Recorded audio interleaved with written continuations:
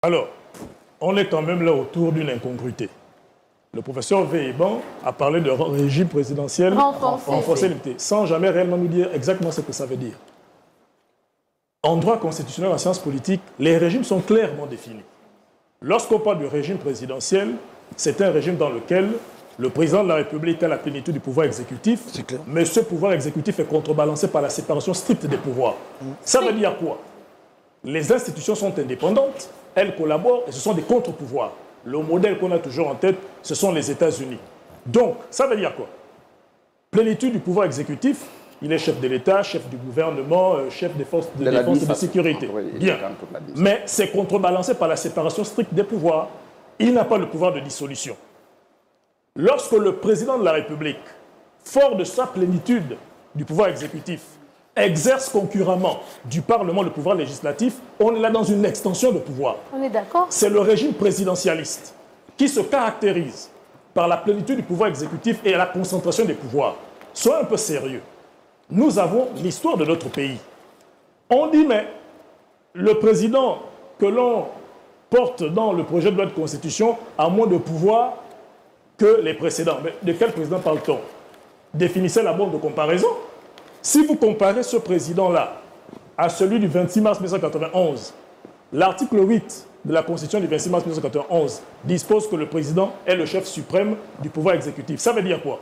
Ça veut dire qu'il a le pouvoir le plus élevé.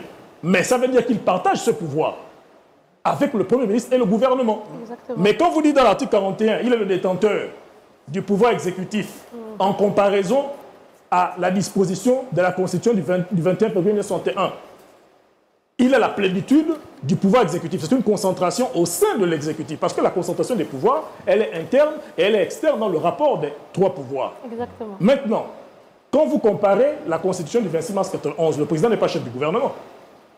Mais quand vous comparez ce projet de loi à la Constitution du 21 février 1961, le président était aussi chef du gouvernement. Il était chef d'État.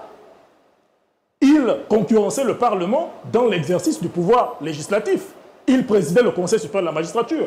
Et Maître Nzigo a dit Bekassil tout à l'heure, dans la Constitution du 21 février 1961, il y avait déjà l'inamovibilité des juges. Relisez la Constitution du 21 février 1961. Est-ce que ça empêchait le coup d'État de 1964? C'était pour quelle raison? C'était pour l'accumulation des pouvoirs. Lorsque Albert Bernard Bongo arrive au pouvoir, il procède à des modifications autoritaires à partir de 68, 76, 79. Ça conduit à quoi? À la tentative de coup d'État de 1984 ou de 1986.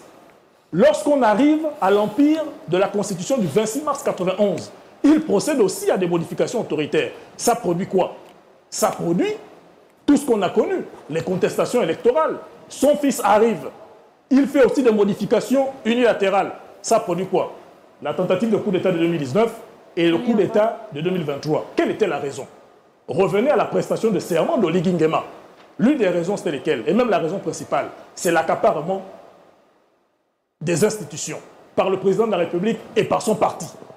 C'est la cause principale du coup d'État de 2023. Pourquoi on veut donc, vous pouvez, et ça permet de revenir aux valeurs. Et là, vous avez toujours là de faire des conclusions, des extrapolations. On n'est pas contre les valeurs. L'intérêt, ce n'est pas de les consacrer, c'est de les garantir. Vous pouvez avoir un peuple qui a plein de valeurs proclamées, mais si vous avez quelqu'un qui peut y porter atteinte, est-ce que les libertés dont on a parlé tout à l'heure n'existaient pas déjà dans la Constitution du 26 mars 1991? Pourquoi ça n'a pas empêché le coup d'État du 30 août 2023? Donc, en réalité, les partisans du oui n'assument pas clairement le régime présidentialiste. Vous allez me citer un pays démocratique qui a un régime présidentialiste. Les régimes présidentialistes n'existent que dans les dictatures d'Amérique du Sud, les dictatures d'Afrique, en Russie, à l'époque, justement dans l'Union soviétique. C'est ça le modèle? C'est ça le modèle que vous défendez? Nous défendons un régime qui a fait consensus dans ce pays.